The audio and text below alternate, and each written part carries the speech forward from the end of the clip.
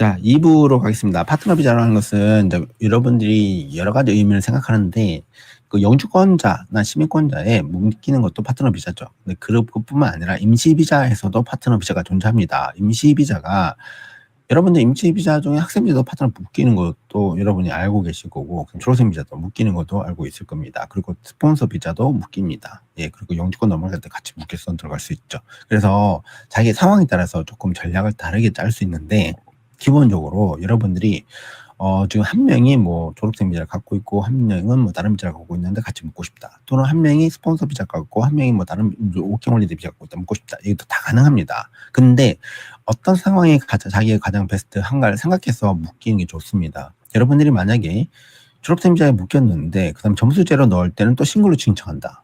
조심해야 돼요. 이민성 이거 별로 안 좋아합니다. 실제 케이스가 그런 게 있는데 그 경우는 이민성이 얘기했어요. 그 사람에게 너가 비자를 받고 이 사람을 다시 파트너 묶지 않겠다는 걸 서약서를 제출하라. 그 무슨 말이냐면 실제로 근데 묶을 생각이거든요. 그럼 그걸 제출해버리면 됩니까? 난 못 묶는 거예요. 근데 그거로 묶잖아요? 그럼 다시 신청하잖아요? 바로 거짓말했다고 비자가 취소당할 수도 있습니다. 조심하셔야 돼요. 아시겠죠? 파트너 비자는 여러 가지로 묶을 수 있습니다. 여러분이 꼭 영주권자나 시민권자에 묶는 게 파트너 비자가 아니라 다른 임시 비자에도 묶을 수가 있다. 조건이 조금 있겠죠. 주의가 할 필요합니다. 자, 파트너 비자 신청 조건은 뭐냐면 기본적으로 여러분이 영주권 비자든 그 임시 비자든 간에 둘의 관계가 형성돼야 돼요. 근데 관계가 형성된 시점도 중요합니다. 원칙적으로는 호주에서는 뭐 두 가지로 나누긴 하는데 하나가 그 스포우즈 결혼을 했다. 결혼한 경우 진짜로 결혼해야 됩니다. 그 호주나 또는 다른 나라에서 결혼한 경우를 스포우즈로 합니다. 메리지 상태 또는 디펙토 사실혼 관계 두 가지를 합니다. 예, 아시겠습니까? 그러면 왜냐면 호주는 뭐 동성 연애도 가능하기 때문에 저희 회원들 중에도 동성 연애 하셔서 파트너 비자 받는 분도 많습니다. 자, 그건 다른가? 전혀 다르지 않습니다. 거의 똑같아요. 여러분이 남자 여자의 관계를 증명하는 것과 여자 남자 남자의 관계 증명하는 똑같습니다. 전혀 이상하잖아요. 거의 똑같습니다. 네, 자, 관계 증명을 한다는 방법은 뭐냐면 기본적으로 12개월 이상의 관계가 있으면 좋습니다. 12개월 이하일 때는 예외 규정이 적용돼야 되는데 비자마다 조금 다르긴 합니다. 아시겠습니까? 그리고 여러분들이 만약에 학생 비자 같은 경우는 여러분이 만약에 비자가 있고 그 다음에 누가 묻잖아요. 이거 조심하셔야 돼요. 학생 비자 같은 경우는 이민성 내규에 뭐라고 적혔냐면 그러니까 이전에 만약 관계가 형성됐다면 왜 그때 언급하지 않았는가라는 걸 질문을 던지죠. 그리고 비자가 만약에 싱글로 받아서 싱글 받았는데 두 명이 싱글 받았는데 갑자기 둘이서 묻고 싶어. 왜냐면 돈이 너무 많이 들어가니까. 자, 그러면은 한 명이 그 다른 사람 한 명이 묻고 싶잖아요. 이 경우에는 이민성이 학생 비자를 엄청 스트릭하게 봐요. 다른 비자로 제가 봤을 때는 관계 묻는 것 중에 가장 어려운 게 학생 비자예요. 학생 비자는 이 경우는 그냥 다시 처음부터 다시 같이 넣는 방법이 있고 하나는 결혼을 하고 넣는 경우 있어요. 디펙토 관계로 증명을 하잖아요. 야, 이게 이 스토리가 많이 꼬일 수 있습니다. 그래서 학생 비자 같은 경우는 다시 넣거나 결혼하고 넣거나 둘 중에 하나를 선택을 하시는 게 좋고요. 그 다음에 뭐 졸업생 비자, 그 다음에 스폰서 비자는 조금 플렉시블이 높습니다. 여러분이 1년 정도 안 돼도 관계 등록을 해가지고 하는 경우도 많습니다. 아시겠죠? 그리고 여러분이 뭐 영주권 파트너 비자를 신청하는 경우도 있는데 여러분이 조금 오해를 하는 경우가 좀 있더라고요. 영주권 파트너 비자 같은 경우는 스폰서를 주는 게 제약 조건이 걸려요. 그러니까 그 뭐냐면은 이렇게 스폰서를 몇 명을 신청해 줄 수 있느냐 이런 문제는 있거든요. 근데 보통 대화를 하다 보면은 제가 몇 년 전에 스폰을 해준 적이 있는데요. 그리고 이게 이러면 제가 또 스폰을 해줄 수 있나요? 이런 부분이 있거든요. 그게 뭐냐면은 스폰서는 평생 2명을 할 수 있고 그 다음에 5년 안에 또 신청하면 안 됩니다. 자, 그런데 만약에 여러분이 이렇게 된 거죠. 내가 만약에 사파리를 갔다. 그러고 나서 나중에 186에 같이 묶여서 가서 비자가 나왔어요. 자, 그러면 이 사람이 근데 그때 헤어졌어. 그러고 나서 이 사람이 다른 fall in love 해가지고 다른 사람을 찾았어. 근데 그 사람 스폰 주고 싶어. 근데 헤어진 지 1년밖에 안 됐어. 비자 나온 지. 자, 이 사람은 스폰을 해줄 수 있느냐? 이런 질문을 하거든요. 자, 근데 여러분 잘 이해하셔야 됩니다. 186 비자, 190 비자, 그 다음에 189, 그렇게 해서 비자를 받은 경우는요, 여러분, 그분들이 영주권을 같이 받았잖아요. 스폰 해준 게 아닙니다. 이건 독립적으로 받은 거예요. 따라서 여러분이 헤어지고 나서 그 다음에 820 비자를 누굴 스폰 주잖아요. 그거는 이전에 스폰 해준 적이 있습니까? 노입니다. 노. 그리고 이전에 관계가 있었으니까는 예스죠. 좀 다른 겁니다. 아시죠? 이민상이 말하는 그 시리즈 해가지고 여러 번의 그 파트너 스폰을 준 경우는 820 비자. 예, 진짜 파트너 비자에 파트너를 몇 번 해줬냐라는 문제가 생긴 거예요. 그거가 다른 거니까 조금 오해를 하시면 안 됩니다. 그리고 신청할 때는 여러분이 묶을 때는 여러분들 비자 따라 다르긴 하겠지만 비자가 기본적으로 학생 비자 같은 경우는 여러분이 파트너, 메인 파트너, 그러니까 메인 학생 비자 홀더 분이 원칙적으로는 공부를 잘하고 있어야 돼요. 원래 옛날에는 조금 그런 거 서류도 넣고 했는데 요즘에는 좀 이제 좀 더 이상해져가지고 조심할 게 뭐냐면 옛날에는 또 관계만 증명해도 또 됐거든요. 그 지금은 아닙니다. 지금 장관 지시사항 107에 의하면은 내가 누군가가 비자를 갖고 있고 자기 가족 중에 받고 있고 난 그 사람을 파트너라고 하잖아요. 그러면 그 파트너인 그 사람이 비자를 넣을 때 그분의 비자 히스토리를 다 넣어야 돼요. 그래서 실제 디시즌은 뭐냐면 거절이 나는 경우가 너무 많습니다. 관계만 증명하시면요. 안 돼요.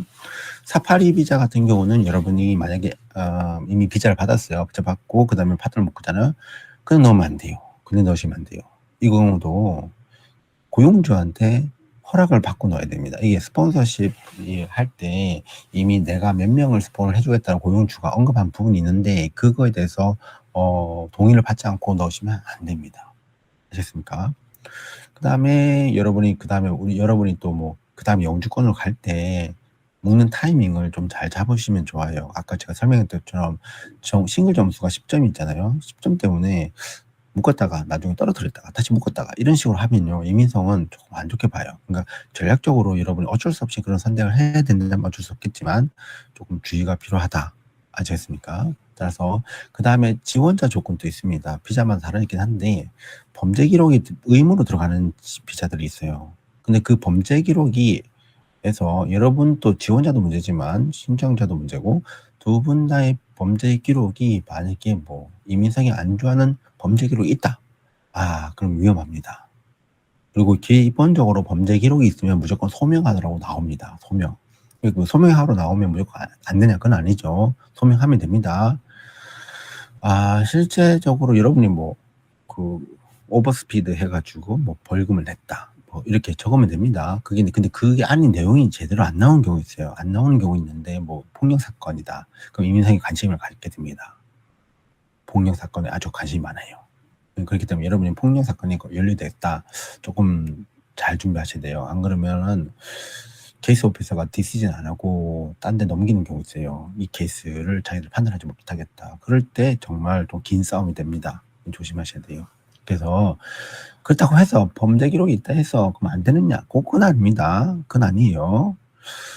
범죄 기록이 있다 해도 컴패션 컴패션 에이전이 걸리는 비자들도 있어요.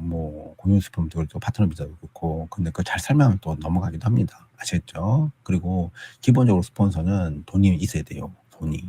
왜? 그 스폰서가 파트너의 생계비를 책임질 수 있는 능력을 필요로 하거든요. 근데 그게 페이슬립을 중요하기도 하고, 워크 레퍼런스를 중요하기도 합니다. 또는 잔고로 더 중요하기도 하죠. 그런 부분이 있다라고 정도만 이해하시면 됩니다.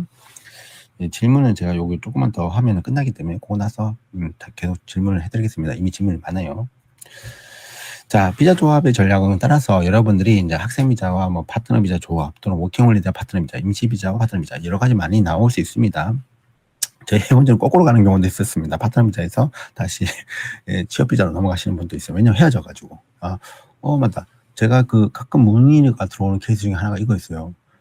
파트너 비자를 묶였는데 일방이 한 명이 취소를 했다. 이거 어떻게 합니까? 할 수 있습니다. 여러분, 메인 어플리컨트가요. 가족분이 그 관계가 깨졌다 이민성이 신고를 하잖아요. 그럼 비자가 문제 생길 수 있어요. 학생 비자도 그렇고 졸업생 비자도 그렇고 스폰 비자도 그렇고 다 그렇습니다. 그러면 이민성에서 연락이 옵니다. 너는 비자가 지금 현재 없어서 네가 어떤 액션을 취하지 않을까 우리가 비자가 취소될 수 있다. 이렇게 나옵니다. 그때 떠나라고 하죠. 아셨습니까? 그리고 파트너 비자 경우에 스폰서가 취소할 수 있습니다. 그러면 이민성이 연락이 가죠. 그때 연락이 오면은 여러분에게는 답변할 수 있는 기회가 있습니다. 그때 답변을 하지 않으면 그냥 끝나는 거예요.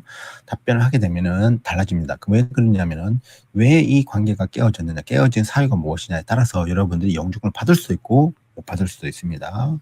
예, 받을 수 있는 사건이 있긴 한데 그거는 뭐냐면 가정폭력에 의했을 때는 그걸 증명을 할 경우는 예, 받을 수도 있습니다. 그런 부분이 있기 때문에 예, 여러 가지 좀 고려를 해가지고 예, 준비를 하시면 됩니다. 아시겠습니까? 예. 깨졌다 해서 무조건 뭐 안 되는 거 아니에요.